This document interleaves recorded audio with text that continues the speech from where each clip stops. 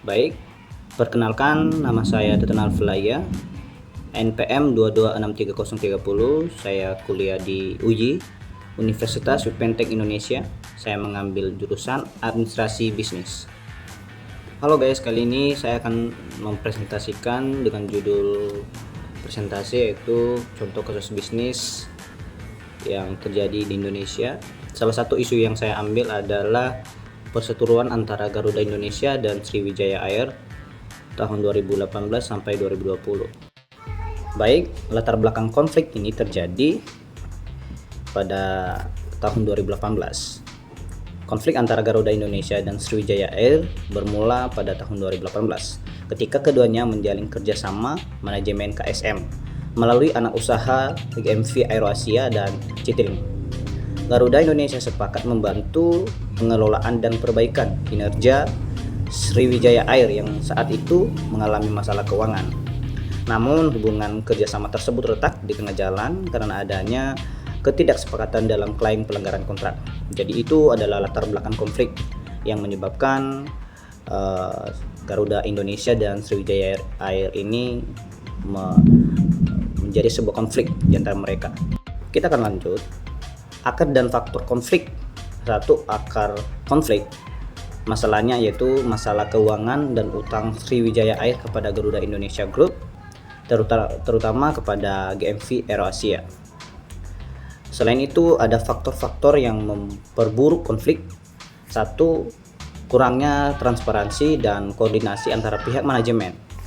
Kedua, perbedaan persepsi terkait pengelolaan operasional dan hak pengawasan.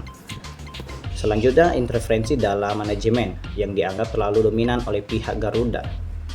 Selanjutnya, komunikasi publik yang tidak dikelola dengan baik, termasuk saling menyalahkan melalui media sosial. Jadi itu yang menjadi akar dan faktor konflik ya, yang menyebabkan perseteruan antara Garuda Indonesia dan juga Sriwijaya Air. Selain itu ada sifat konflik. Sifat konfliknya adalah destruktif. Konflik ini berdampak buruk bagi kedua belah pihak dan industri penerbangan secara umum. Ada beberapa. Satu, menciptakan ketidakpastian di kalangan pelanggan. Kedua, merusak reputasi keduanya maskapai. Ketiga, mengganggu jadwal penerbangan dan operasional bisnis.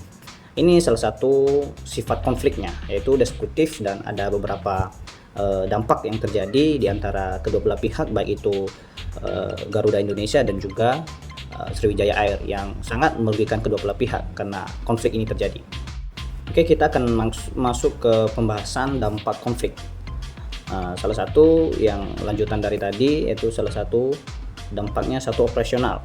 Banyak penerbangan Sriwijaya Air itu terganggu karena masalah teknis dan logistik. Kedua, reputasi. Citra publik kedua perusahaan menurun terutama di mata investor dan konsumen. Ketiga, keuangan. Terjadinya pembatalan kerjasama menyebabkan kerugian finansial bagi kedua belah pihak. Keempat, industri. Kepercayaan publik terhadap layanan penerbangan domestik menurun. Jadi itu adalah dampak konfliknya. Di sini juga ada upaya penyelesaian konflik. Satu, mediasi dan negosiasi ulang antara manajemen Sriwijaya Air dan Garuda Indonesia. Selain itu, Kementerian BUMN dan Kementerian Perhubungan turun tangan sebagai mediator. Akhirnya pada akhir 2019 kerjasama diakhiri sepihak oleh Sriwijaya Air dan masing-masing pihak melanjutkan operasional secara independen. Jadi itu upaya penyelesaian konflik antara Garuda Indonesia dan juga Sriwijaya Air. Pembelajaran yang dapat diambil: satu, transparansi dan komunikasi terbuka sangat penting dalam kemitraan bisnis.